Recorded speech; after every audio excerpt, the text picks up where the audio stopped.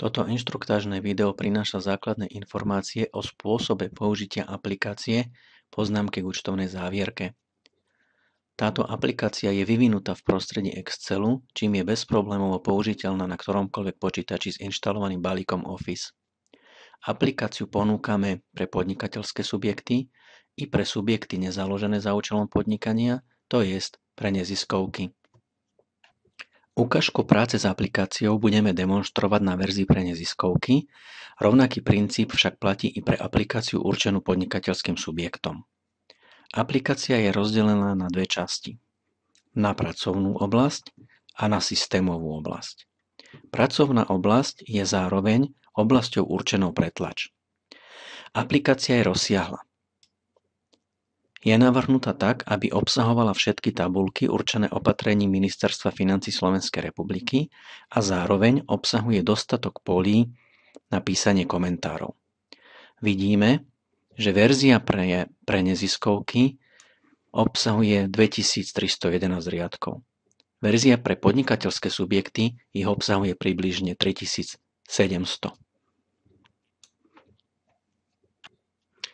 Práca s aplikáciou nie je komplikovaná. V zásade platí, že zelené polia sú určené na editáciu. V zásade pracujeme trojakým spôsobom.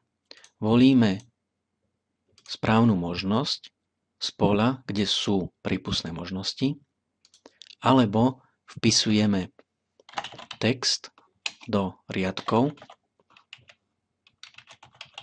alebo číselné údaje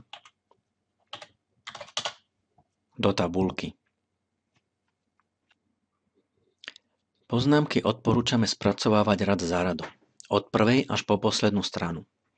Pokiaľ to pole vyžaduje, zvoľte správnu možnosť a v tých častiach poznámok, pre ktorú subjekt nemá obsahovú náplň, ponechajte riadky voľné. Aplikácia je navrhnutá tak, aby počet riadkov určených na editáciu bol dostatok. Riadky ani tabuľky nie je možné do aplikácie vkladať. Počas práce aplikácia neustále vyhodnocuje, či riadok nesie informačnú hodnotu alebo nenesie a podľa toho určuje, či riadok má byť vidieť alebo nemá byť vidieť. Táto informácia nie je počas práce dôležitá, význam nadobudne až po definitívnom dokončení všetkých častí poznámok. Predpokladajme, že všetky časti poznámok sú definitívne spracované. Ďalším krokom je príprava poznámok na tlač. To zahŕňa dva kroky. Nutnosť skryť prebytočné riadky a určiť zlomy strán. Prvým krokom je skrytie riadkov. Skrytie riadkov v aplikácii je automatizované a uskutočňuje sa prostredníctvom voľby filter. Kliknutím na filter sa objavia možnosti zobrazenia riadkov. Z výberu označíme možnosť tak, aby bolo zaškrtnuté len políčko riadok bude vidieť a voľbu potvrdíme. Prebytočné riadky sa skryjú. Samozrejme je možné opakovane riadky zobrazovať a skrývať. Po skrytí riadkov odporúčame poznámky opätovne prejsť a skontrolovať, či je všetko ako má byť. Môže sa stať, že zistíte voľbu nesprávnej možnosti a objavia sa riadky, ktoré mali byť pôvodne skryté, alebo naopak, zvolite možnosť, ktorá má za následok, že by sa nejaké riadky mali zobraziť. Či už jeden prípad alebo druhý prípad, opätovne zvoľte filter a len potvrďte tlačidlom OK a poznámky sa opravia. Riešenie obsahuje i možnosť vlastného určenia riadku na skrytie. Môže sa napríklad stať, že budete chcieť skryť riadok, ktorý aplikácia pôvodne určila ako riadok, ktorý má byť vidieť. Povedzme, že chcete skryť tento riadok, ktorý nesie informáciu o tom, či sa organizácie určitá skutočnosť týka alebo netýka. Pokiaľ takýto riadok chcete skryť, kliknite na túto bunku v systémovej časti v príslušnom riadku a zvoľte možnosť Chcem skryť riadok. Cez filter túto voľbu potvrďte a riadok zmizne. Podľa vlastného uváženia môžete takto poskrývať podstatnú časť poznámok. Odporúčame však, aby ste ručné skrytie riadkov realizovali až na záver, v okamihu, keď ste presvedčení, že poznámky sú hotové. Pokiaľ ste s výslednou podobou poznámok po skrytí riadkov spokojní, zostáva posledný krok a tým je určenie zlomov strán. Zopakujem, že rozsah poznámok sa môže pre rôzne organizácie podstatne líšiť, preto nie je možné dopredu určiť stránkovanie dokumentu. Poznámky mali pred skrytím riadkov rozsah 47 strán. Po skrytí riadkov sa rozsah znížil na 10. To sme však v tomto ilustračnom prípade väčšinou volili negatívnu možnosť, to jest, že subjektu sa sledovaná možnosť netýka. Pri určení zlomov strán nám pomôže náhľad.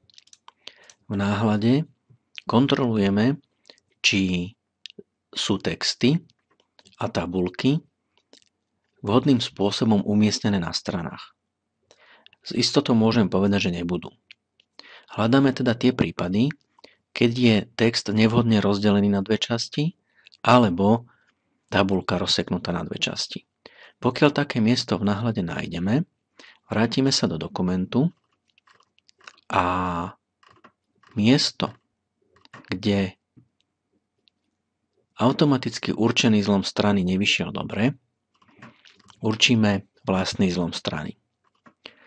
V našom prípade sa to stáva prvýkrát tu, dvakrát sú zlomy strán určené správne alebo vhodne, až na tretej strane určíme zlom strany my. Zlom strany je vyznačený prerušovanou čiarou. Automaticky zlom strany mám teraz na mysli.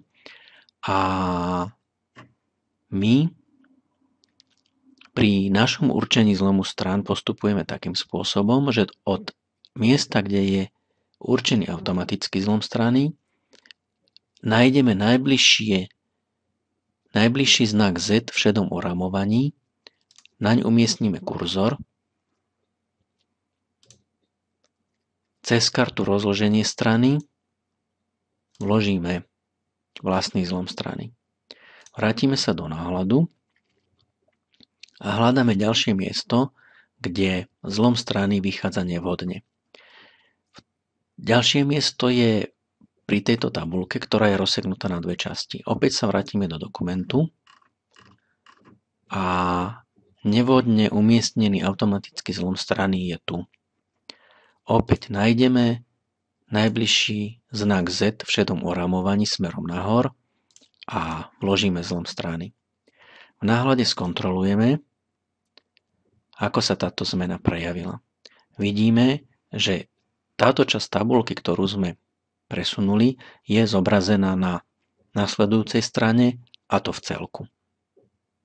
Takýmto spôsobom postupujeme rad za radom a dokument nastránkujeme od prvej až po poslednú stranu. Po definitívnom dokončení poznámok môžete poznámky vytlačiť. My odporúčame obojstrannú čierno-bielu tlač. Druhou možnosťou je, že poznámky uložíte vo formáte PDF, čím získate dokument, ktorý je možné veľmi ľahko poslať mailom alebo archivovať. Ďakujeme za vašu pozornosť. Naším cieľom bolo ponúknuť riešenie na zostavenie poznámok s jednoduchými princípmi, intuitívnym ovládaním tak, aby práca s poznámkami bola čo najjednoduchšia. Veríme, že vám toto inštruktážne video pomohlo.